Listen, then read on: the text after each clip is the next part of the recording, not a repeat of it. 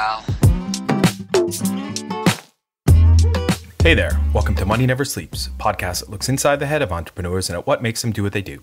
I'm Pete Townsend from Know Your Ventures, your co-host of Money Never Sleeps, along with Owen Fitzgerald. This episode of Money Never Sleeps is kindly sponsored by Ireland's fintech and financial services recruitment specialists, Top Tier Recruitment. If you or a colleague need help attracting and retaining great talent for your fintech or financial services company, it is highly advisable that you build a relationship with the team at Top Tier Recruitment as they really know their stuff. You can find them at toptierrecruitment.com and tell them we sent you. This week, we've got another Money Talk special segment with a comeback kid, Owen Fitzgerald. Helps me dig into a few of the things that happened in the past week in tech, venture deals, and the topics we generally cover in our day jobs. So let's just get right to it with this week's episode of Money Never Sleeps. Money never sleeps, pal. Here we go again. Welcome to Money Never Sleeps. We're recording today from the home studio. And in this episode, we're looking at 3 pieces of content from this week that are relevant to us in this cosmic cloud of startups and enterprise that we operate in. And hopefully, it's also important to all of you, our faithful listeners. We've got Owen Fitzgerald back again this week. How you doing today, bro? Pretty good. I'm tired. It's been a long day, but I've been looking forward to catching up and having a chat. So, absolutely. Yeah, it's been, I'm getting used to not spending much time outside of the house, but it's just really not healthy not leaving the house at all on any given day, is it? I know, and do you know what I find, and you probably find the same, obviously trying to work and with kids. By the end of the day, like I've loads of books here that I really want, that I've ordered or I'm halfway through reading, but actually just the energy levels for sitting down and then reading a book at the end of the day. Sometimes I'm just like, no, it'll put you right to sleep. I'm watching Netflix or something, Absolutely. So. All right. Well, we're going to take a look at 3. This is all on the theme of challenger banks, and not only just in the context of startups, but also at the enterprise level. And the big news from earlier this week, actually it was late last week, was that RBS axed their digital bank Bo, right? And that was reported by TechCrunch on the 1st of May. So that would have been Friday last week. Also a bunch of other outlets, but I just picked this one from TechCrunch because it seemed to be the most interesting one. So Bo was the digital bank developed by RBS/NatWest. It is to shutter just 6 months after launching publicly and gathering 11,000 customers. The incumbent bank's consumer challenger brand, it was their attempt to build a startup within a larger bank and in the longer term, compete with trendy upstart banking apps, as reported by TechCrunch, including those such as Monzo, Revolut, Starling, and others. The bank plans to focus on Metal, which is its small business banking challenger brand, which, as the author Steve O'Hear reported, had already begun to assimilate Bo after the 2 respective teams were moved into the same building. I know, and I think the world knows because it's public information, that Metal came out of a partnership between 11FS and RBS in 2019 that they had been working on for at least, I think, 12 to 18 months. So 11FS must be pretty happy to see Metal take the lead within RBS in terms of their challenger brands. But, they're consolidating the 2. They had already done a bit of a consolidation with the acquihire of the Loot team, which was kind of a millennial/student geared challenger bank app. I think we've seen this before. We're going to see it again. What do you think about it, Owen? Yeah, I mean, this is an interesting one because this one didn't get off to a good start anyway.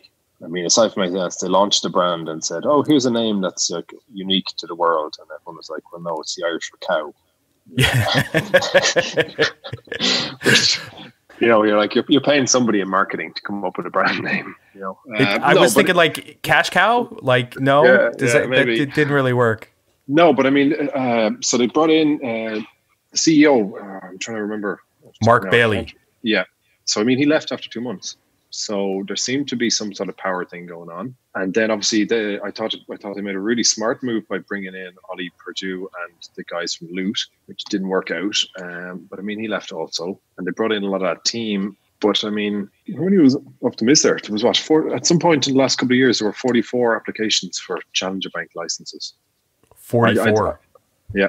This one to me was going to be something that we're going to see happening anyway, specifically on Bo. And then, it points to a wider issue with the market and these types of companies that, can you build a bank within a bank or outside of a bank or connected to a bank, or, at a certain point, management is going to have to make a choice. And clearly in this case, they made a choice to get rid of Bo.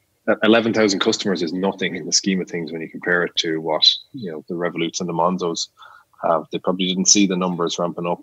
Yeah, I don't know. I mean, it's, they spent $100 million on this, right? That's a lot of money. And it is absolutely. But in the scheme of things, from an internal or from a large, multinational bank, and the money it would spend on the tech side of things, it's probably not that much from their point of view. Oh yeah, from their point of view. But imagine what like a talented fintech team could build with $100 million in 6 months. Yeah, huge. And I think being within the confines of a regulated bank, they have all different types of compliance requirements they need to meet with each build. They have all different types of quality control, which is a good thing, but can really slow you down. And all those kinds of people are really costly, right? I think it's the culture, and it's the the buy-in from senior management, because the reality is you're creating this alternative bank to target certain types of customers, but you're like effectively shutting one off from the other. So Bo can't go after the normal customers, and then the rest of NatWest / RBS can't then go after the types of customers that Bo should go after, but yet they're all customers of the same. Yeah, that's the problem with these things, right? And, I've read, and as have a bunch of people, The Innovator's Dilemma by Clayton Christensen, and I've read it twice, and I talk about this quite frequently, and I've talked about it on this podcast before. The main lesson from that book is that when corporates are trying to be disruptive with innovation and new brands, new challenger things that they're doing, go set it up as a satellite to the mothership and keep it far enough away so that you're not really infecting that satellite with all of the things that have slowed down the mothership over the years. And beyond that, it's just a conflict of interest, in my opinion, in that you've got the business development people, the product management people, the marketing people that are all get their bonuses out of the mothership every year based upon new accounts being opened, new customers, new credit lines. Never mind Wells Fargo. We won't even get into that, right? But how can you, like you said, where do you draw the line, right? Between, okay, you can go after these customers, but our challenger brand needs to go after these other customers. And that just doesn't seem right, So I'd say just, what is it that you actually really want with this challenger brand? It's not necessarily the challenger brand. It's the functionality, right? It's the app. It's everything that you get from the experience that keeps you surprised and delighted over and over again. Do you need to really go set up a brand new challenger brand to do that as a big bank? No, just make your app better. Yeah, well, there's that. But I suppose what they want to be able to do is they want to be able to launch this bank on the side that can do all of the stuff that the big bank wants to do, but do it quicker and better. So I worked in an unnamed German bank, and we proposed a piece of work to a very large customer around a kind of dashboard for managing accounts, monitoring accounts globally, and they loved it. And we said, great, well, come back to us in 2 years when we build it for you. And it's that sort of thing. So the issue is transforming your existing bank, because the reality is I don't think it works if you're going to try to build it and have it attached to it. Like you said, it needs to be far enough at arm's length that they can't have much say over it to a degree. But if you're still trying to keep it very much attached to your big bank, then the reality is I don't think it's going to work out. And I think you're better off trying to just focus on transforming your business so that actually you as the bank can adapt and roll out those products and be able to do things better and faster, instead of just trying to bolt on this thing on the side that's supposedly going to do everything greater. Yeah. And I wonder what the over under is. Is that still right from my American football days? Have I lost that much touch? Was it over or over under? Over under. No, you'd have to explain that what exactly that means, because I do, when I'm following American football, I always hear it mentioned. I'm like, is that like what they have to score by, or they have to score more than those points, for you to win the bet or whatever? You could place a bet on whether the combined score of the two teams is either over or under a certain amount. Okay. right? So, but the over under really, to get back to this, on how many corporate clients that RBS/NatWest brought through the Bow office as a kind of petting zoo type experience. Yeah. For these big corporate clients to get this warm, fuzzy feeling that RBS/NatWest were a really innovative, forward-thinking bank. It's like, look, we're launching, our own challenger brand, right? And listen, I don't know Allison Rose, the CEO. I feel like I'm slagging her a bit, so I'm going to step back from that line of thought.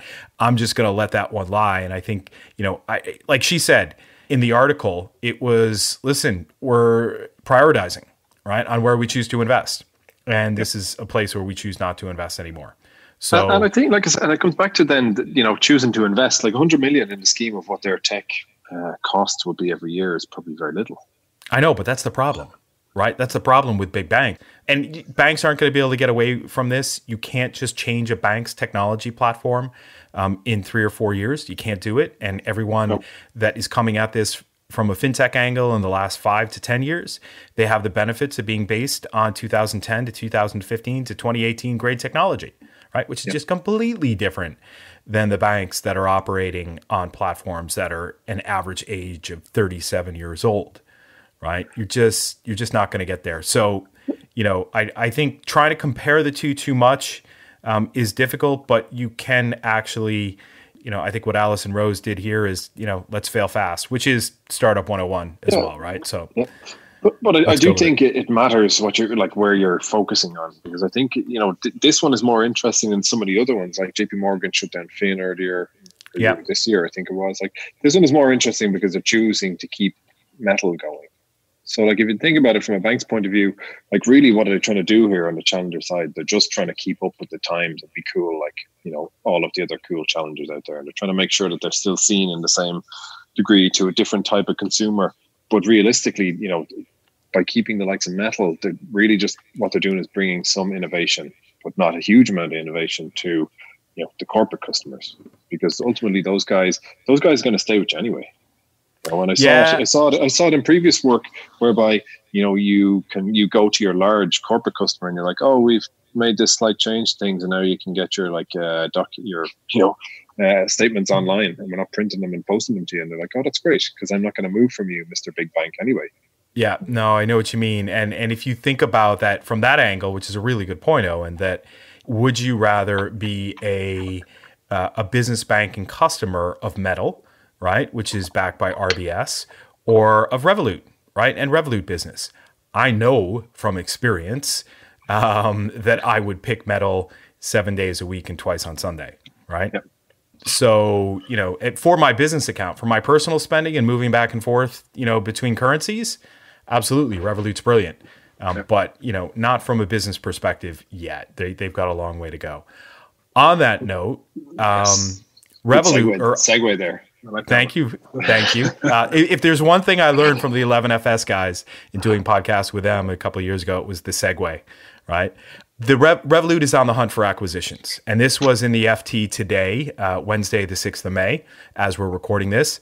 They're looking to use some of the proceeds from its recent $500 million fundraising to buy rival technology companies that have been hit by the coronavirus pandemic. So they raised $500 million from investors in February, valuing them at $5.5 billion, which is a nice big chunky number. That's a funny thing about these big valuations. You can't actually cash out at that point. It's a completely illiquid asset because if you tried to, the value would drop considerably. But away from that, Nick Storonsky, who's the CEO of Revolut, said that they're targeting deals in areas such as travel aggregation, which was a surprise to me when I read it. But when I thought about it, it got me thinking. And that would allow Revolut customers to buy flights or rent cars through the Revolut app when travel restrictions are finally lifted, and who knows when that will be. We had to cancel a family holiday to the States coming up in July because we just don't know when we're going to be able to leave Ireland, which is fine. Yeah. But, if I'm thinking about the budget for that, a lot of aggregators must be thinking a lot of big world issues. Anyway, a lot of them are in trouble at the moment. And Nick Storonsky said we could probably purchase one and sell flight tickets at cost and be 10 to 15% cheaper than everyone else. So this is kind of weaving in a very interesting direction. When they said buy some rival technology companies, I immediately thought of an acqui-hire for a crypto wallet that was incredibly innovative and that the founding team couldn't commercialize and sell, right? Yeah. But they're looking at the travel side. What do you think of all this? That one was unexpected. Because like the play here, obviously, with the Revoluts and others, is to bring more things into your ecosystem within your app, more partners. So, like, I mean, on one hand, yes, it makes sense. There's clearly lots of good deals and opportunities out in the market. I mean, you only have to think. You reference Expedia, and obviously they've raised a lot of money recently from the likes of Silver Lake. Like Silver Lake are going into deals left, right, and center. They're effectively becoming the new Berkshire Hathaway by getting it in, or a lot of companies where the value has dropped hugely, so they're getting a really nice deal. So it makes a lot of sense that Revolut and others should be raising what is effectively a war chest then to go out and purchase really nice add-on businesses. I was surprised at the travel aggregation one, but I suppose maybe it's just that they're looking at, okay, well, what particular space can we get a really good deal? And that would be one of the first ones you'd look at. You know, I would imagine the Expedias and the Booking.coms and all these sort of ones are under a lot of pressure. And there's probably a good deal to be had. And it's a case of, well, you know, we could get that now, so why don't we get it and see if we can figure out what we can do with it. Yeah, no, I'm with you. And to me, this feels like it's all about timing, right? It's that Expedia had just raised themselves $3.2 billion, right? And it's like they did that just by chance in February. They've been working on it, obviously, for a number of months. Yep. You know, they're going to be fine. But, you know, let's look at some of the others like Travelocity, Orbitz, Priceline.com. You know, they're going to probably be in some kind of trouble, and you can pick them up at a cheap price. You know, so if you can actually acquire all those assets from those companies and all those relationships that they have at a cut rate price, that's something you just can't do in the normal scheme of things without a pandemic on. Right. Oh, yeah. Like realistically, were they looking at, you know, the travel aggregation space 4 or 5 months ago? Probably not. But it's, you know, where could we pick up something really game changing, which gives us access to, like, because I mean, a lot of these aggregators, obviously, because if you step back to what I was saying a minute ago, whereby if the Revolut plan is to incorporate more and more things into your app or into your wider ecosystem, well, why not? You know, go after someone who, as part of their offering, already does that. So Expedia, Booking.com, like you can get everything through those websites. You know, they're getting the whole end-to-end piece of it already just by acquiring one company. So everything that's you know, I haven't gone on Expedia in a while now, but like, you can book flights. Obviously, you can book hotels. You can be able to book car rental, all that sort of stuff. The amount of, I suppose, add-on pieces that Revolut would get by going after a space like that. It's probably far more valuable than them trying to do it bit by bit and integrate all those individual parts themselves. Yeah, and now you're thinking laterally. And like Crash Davis said, breathing through your eyelids. So I'm with you. Yeah, there's so much downstream connectivity that they would get out of one of those deals to buy one of these companies that would just open up a whole bunch of transaction charges, FX, everything, you name it. Yeah. Right. And it's just all about that flow. I don't, you know, like I said, I don't see Expedia kind of being in the target for their acquisitions. No. You know, I saw today as well, Airbnb. They're not a travel aggregator, but obviously they're in this space. They shut down all their marketing in March. They were spending $800 million a year on marketing. I know, crazy numbers. And that's they now have they put the kibosh on that, and that they'll restart it in a number of months. But it's amazing that you could save that much money. I think they're laying off a whole bunch of people as well. Yeah, 20% of the workforce. Yeah. So interesting times with that one. Well, it'll be interesting to see, because obviously on the other side, then in the US, you have Alexandria Ocasio-Cortez and Elizabeth Warren trying to push a bill through the Senate that will stop large tech companies from doing mergers and acquisitions at the moment. So, because like the obvious thing would be to look at the likes of Apple and say, well, why aren't you picking up companies left, right, and center with your $100 billion on the balance sheet or whatever? But then there's the US are trying to like actively stop that from happening. Now, that might impact on the likes of what Revolut are trying to do if some of that is ruled out for US companies. I don't know, and I don't know how much success they'll have with that. I actually think it seems a bit unfair in one way, because you would argue that it's probably better for some of those companies to have them acquired now. But no, I think it'll be a really interesting one, and I'm surprised there hasn't been more deals struck already. Yeah, I know. It's I think everyone's time will come when it comes to these deals. There's consolidation of tech players, or not even tech players, but those that are delivering real world services, but completely based on technology.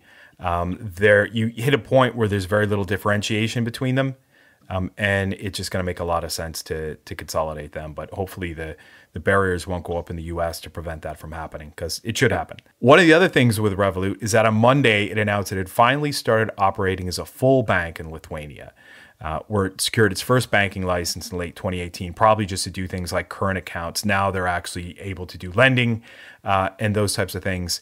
So, they're going to keep adding on these services. It's going to be really interesting to see, can they provide credit for you to actually go on holiday, right? And have that type of linkage between the travel aggregators and the lending business. Lithuania, I thought, was a neighboring country to Germany, but it's not. I just looked at my map, so geography lesson. It's actually next to Poland, which is next to Germany, which was a lead into the next point on N26. So they just raised $100 million, and that was reported in Finextra today. And they're extending their Series D round to $570 million, and they're valuing it at $3.5 billion. Which is just a little couple billion down between friends, between Revolut's valuation and N26's valuation. They're joined by all the core investors in this round. Valor Ventures, who's backed by Peter Thiel. Townsend Holdings, which is interesting to read that. I was never really aware of that. Townsend in one of the Asian financial brands, behemoths, obviously, that they have a piece of N26, which is kind of their European banking play, obviously. Early Bird Ventures, who we know. Insight Partners, a big name. Allianz X, which I think is Allianz's corporate venture fund. GIC in Singapore, who we know as well, Owen. And then Greyhound Partners. All of these are in this N26 raise.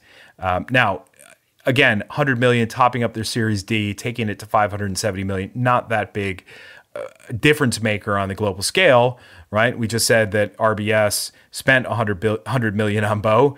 N26 took in $100 million to actually, bridge them to their Series E probably. They've developed quite interestingly, because they have 5 million users in Europe, racked up 250,000 users in the US after launching last year, and also smartly, in my opinion, and I think in everybody else's opinion, exited the crowded UK field with Monzo, Starling, and Revolut all ahead of them. I think they're at the bottom of the list in terms of accounts, probably above Bo, but below everybody else. And we know N26 well enough. I met Sarunas Legekas last year.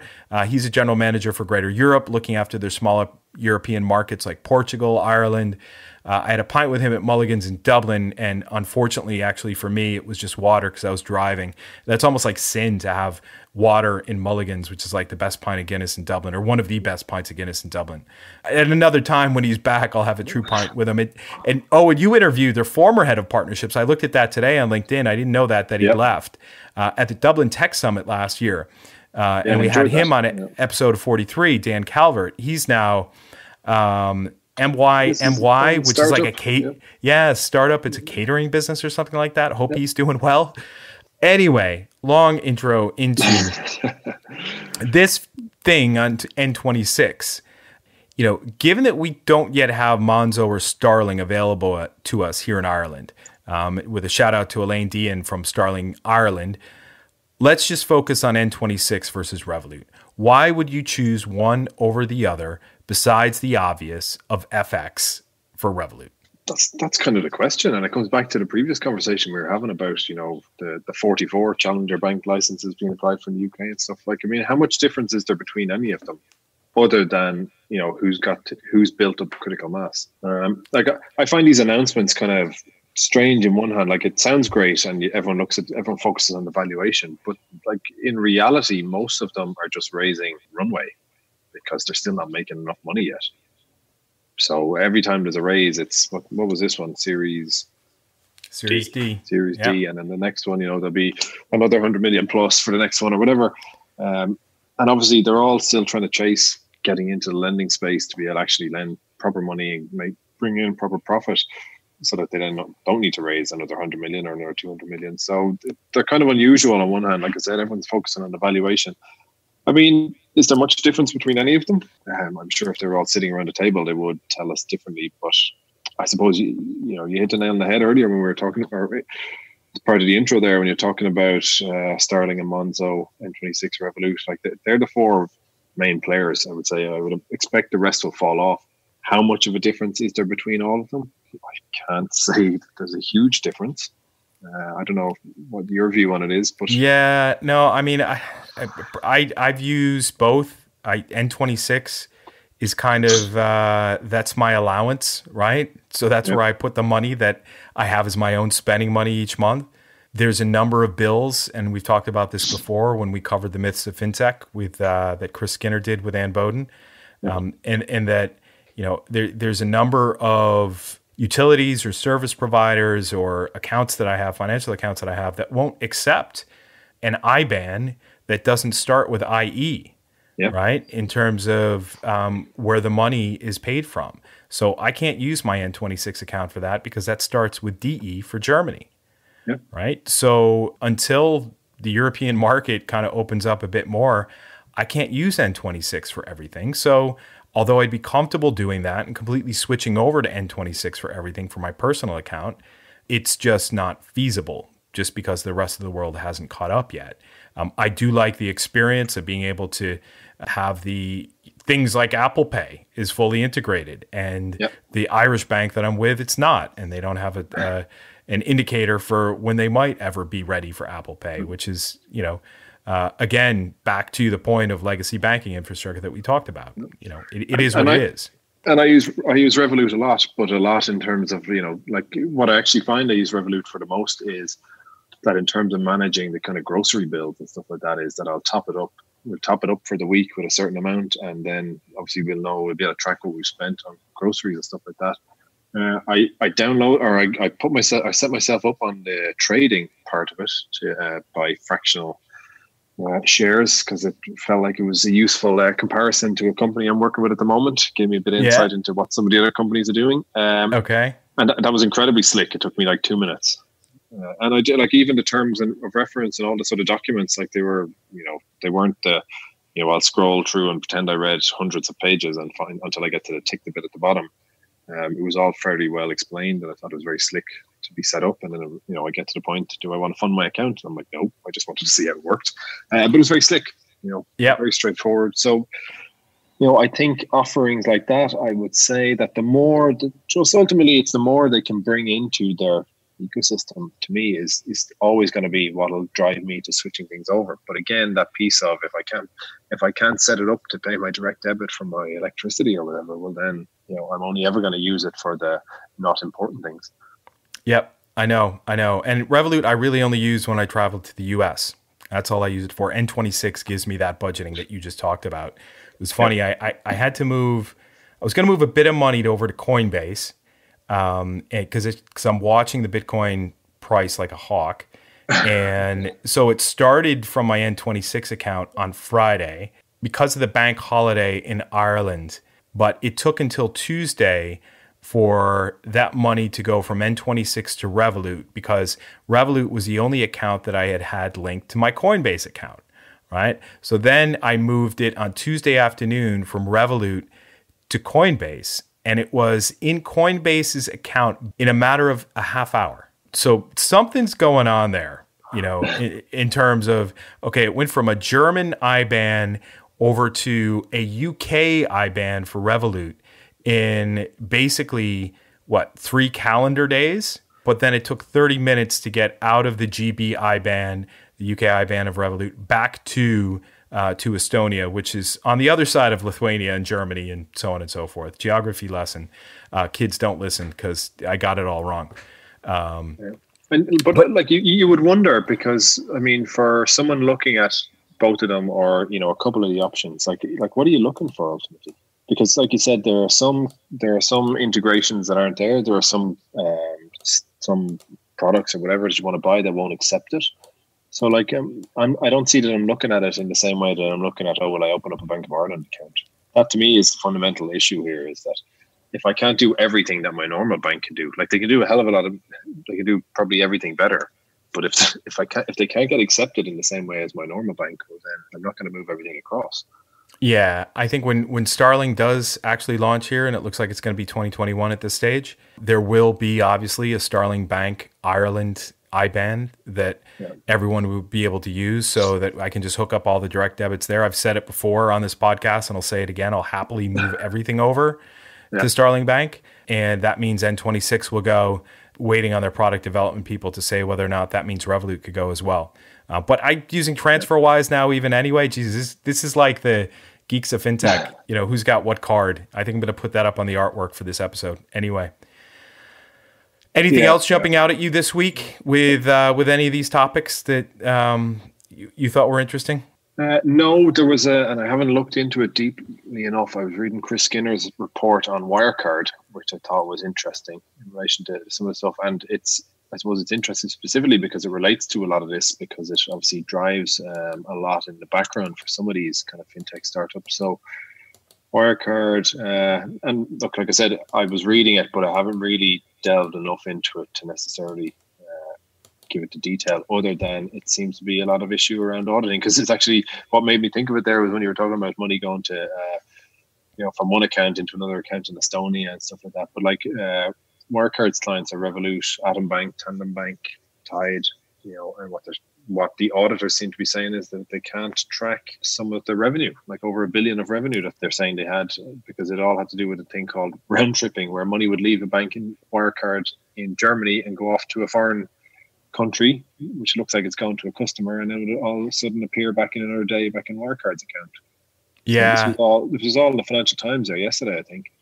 So that's interesting. It's interesting because I had dealings with Wirecard before in the past, but actually it's interesting because they drive a lot of the innovation that's behind, and a lot of the payments behind a lot of the challengers. Yeah, I saw that too. I looked at it last year because a client of mine had asked me to do a kind of market radar look at some of the different fintechs out there that might be able to sneak up behind them. And one of the ones they actually mentioned was Wirecard. And that was about a week before the news came out and broke last year that FT had investigated what had been going on at Wirecard. And so I excluded them from the review because they said, listen, these guys are running into trouble. I don't know if they're actually going to come out of this. They did come out of it. And it looked like things were back to normal for them. And then now this KPMG audit has poked a few more holes in it. So the funny thing seems to be that Wirecard hired KPMG to prove the FT wrong, and it now looks like that they've made it worse. Yeah, I'd say, some heads are going to roll over that one. But, KPMG got to do their job, right? The auditors got to audit, you know? So that's it. What about you? Have you seen anything interesting in the last few days? Well, again, my fanboy status keeps attracting me to Andreessen Horowitz, A16Z, what they're doing. They topped out their crypto fund at $515 million. I think it was something that gave some insight into how they were going to be deploying that. And I think DeFi, or decentralized finance, is a big component of that, which is the alternate economy that has really sprung up over the last 5-6 years in the crypto space, which is using cryptocurrency balances for lending, for all different types of staking, different things that you can do that are far easier to do with crypto than they are to do with fiat currency. So not surprised, because if anybody's going to be able to raise that big of a fund specifically for investing in the crypto space, and again, it's not that they're going out to buy Bitcoin, right? They're going out doing the picks and shovels, right? Those that are providing the infrastructure for the continued expansion of this alternate economy that is moving at a very quick pace. So I thought that was interesting. And not to rain on your parade or anything, but I do feel like Andreessen Horowitz could raise $500 million fund to invest in literal picks and shovels. Dude, I think you're exactly right. I've got this great icon of picks and shovels that I use in some presentations for folks, and I think I might just swap out that A16Z logo in anything going forward and put picks and shovels in there, because you're right. Tell me this before we wrap up. What are you reading at the moment? I mentioned earlier I've been too tired to read, but I do have a couple of interesting ones I'm trying to work my way through. Are you reading anything good? I am reading something called something about a moth. You're all right. Hold on. Okay. Where am I? Creative Capital. No. I think we should keep all this stuff in. Yeah, no, it would be funny. I'm looking at my kids' book list right now because that's taken over my Kindle because they're now reading that. It's not Harry Potter. It's not Shaping the Fourth Industrial Revolution. It's something about a fucking moth. Where is he? The Lonely Planet, Innovator's Dilemma, Second Bounce of the Ball, Pedro, Flash Boys. Yeah, I'm going right through it. I don't know. Owen, what are you reading? What am I reading? I'm reading two books. I'm trying to make my way through two books, and they're both really good, but they're slow reads. One is Dollars and Cents, which is by Dan Ariely. He's some really popular TED Talks about behavioral finance, and he works currently with Lemonade or has advised them. Yeah, so he's written a number of books. He's very funny. Like you should check out his Dollars and Cents. So it's how people misthink money and how to spend smarter. But he's like a scientist, so it's fascinating. But he's a really interesting character as well. So you should listen to some of his TED Talks because it's very funny. Awesome. So that's an interesting one. And then the other one is, hold on, because I have it right, just make sure I get the guy's name right. I spotted this one. It was recommended to me to Amazon. Thank you, Amazon. It's called Talking to My Daughter, A Brief History of Capitalism. So it's by Yanis Varoufakis, who was the former finance minister for Greece at the time of the crisis. So he's pretty left-wing. He's like supposedly one of the prominent economists, finance ministers in Europe, or had been, and he's very well respected. And it was it's an interesting one because it's what he does is he's effectively writing a conversation to his 15-year-old daughter, but he's explaining in relatively simple terms about how economics works and why it's the most important drama of our times. But he uses a whole lot of things, like he uses references to Oedipus, Frankenstein, the Matrix, and all these sort of things to just explain different concepts. So, like, I studied economics as part of my degree all those years ago, but like, I don't think I really got it in the sense of, the practical sense of it. Yeah, I found that one's really interesting. I'll have a look at both of those. I was able to find the name of the book that I am actually reading right now. So Brilliant. It's called Moth Smoke. It's the first novel by Mohsin Hamid, author of The Reluctant Fundamentalist.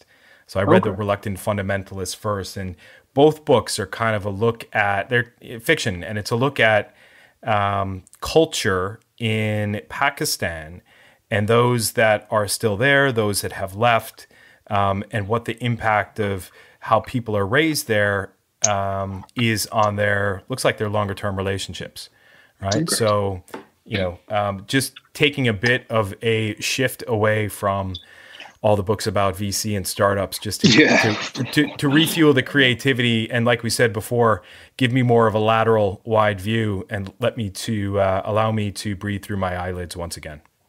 All right. Well, we'll wrap it up there. It was great to dive into to fintech, to challenger banks, and books that I just couldn't remember. So thank you. Thank you. All right. Talk to you soon. Talk soon. Money never sleeps, pal. That wraps it up, folks. Thanks for listening to us try to figure out why the world does what it does. The links for the stories we covered are in the show notes for this episode on moneyneversleeps.ie, so check us out online. Remember, if you or a colleague need help attracting and retaining great talent for your fintech or financial services company, it is highly advisable that you build a relationship with a team at Top Tier Recruitment as they really know their stuff. You can find them at toptierrecruitment.com. Also, thanks to Conan Brophy from Create Sound for recording and editing this podcast. As for me, I increase the odds of startup success. DM me on Twitter at Pete Townsend NV if you want to know more. You can follow Owen on Twitter at Owen Fitzgerald 9. Finally, till next time, thanks for listening. See ya.